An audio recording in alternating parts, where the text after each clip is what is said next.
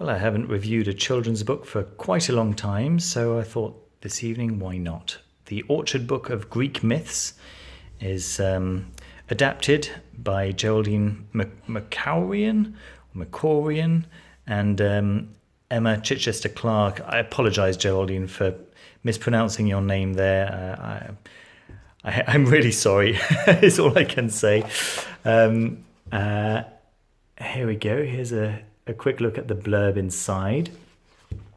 The dust cover, this is not a sticker, this is actually part of the design, and inside you can see that it's exactly the same, and once again this is not a sticker, it's just part of the design. It's just a shiny gold colour. There are other parts to the cover which are also this shiny gold. You can see the wings there and the details in the hair and so on. Boats.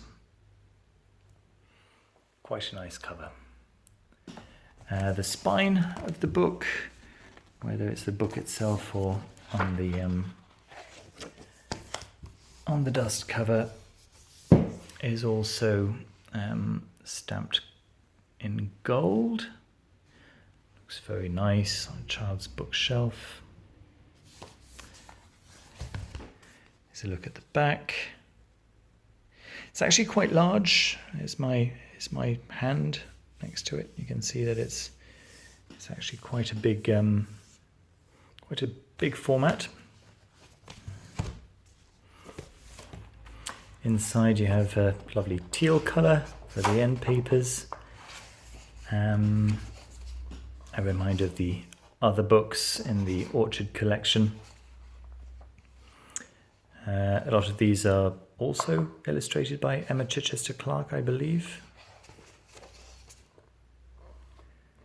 Here we are, and here are the contents. So inside you get really all the big hitters, you know, the big classics that everyone should really know.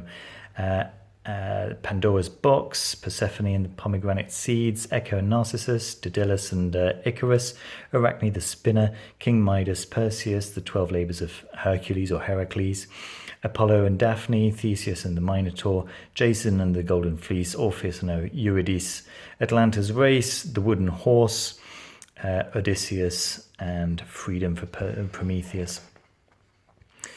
So yeah, it's a really nice introduction for children, designed for children, at about 110 pages, I believe, something along those lines, about 112 pages. And I really like the style. I like reading these to my son because I feel like he is actually getting the stories. He's getting them because the language is, well, it's conversational, modern English. So obviously much more accessible for a young audience than say the Greek mythology books that I've previously reviewed on my channel. But the stories are whole. They haven't sugar-coated anything.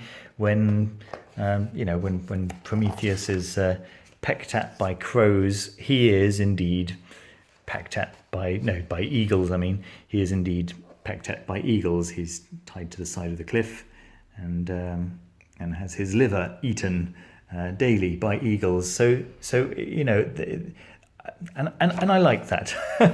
I like the fact that that they haven't changed the stories in any way to make them more palatable for what may be seen as an audience that needs protecting.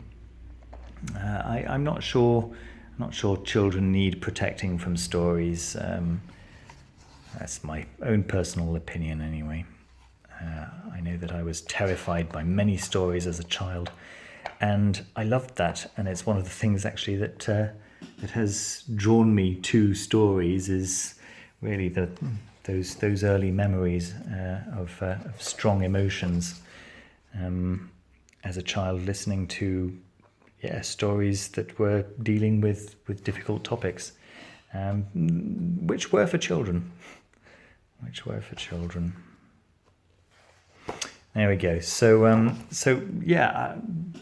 let me just do a couple of close-ups on the art. These lovely watercolors, which are very colourful, very nice, very a nice calming counterbalance, in fact, for the sometimes startling stories. And I know my son really enjoys spending time looking at those pictures when I read these stories to him. In fact, he very rarely comes and sits next to me to look over my shoulder when I'm reading a book. But when I'm reading one of these, then he'll actually he wants to see every page, which is great. Some darker images. There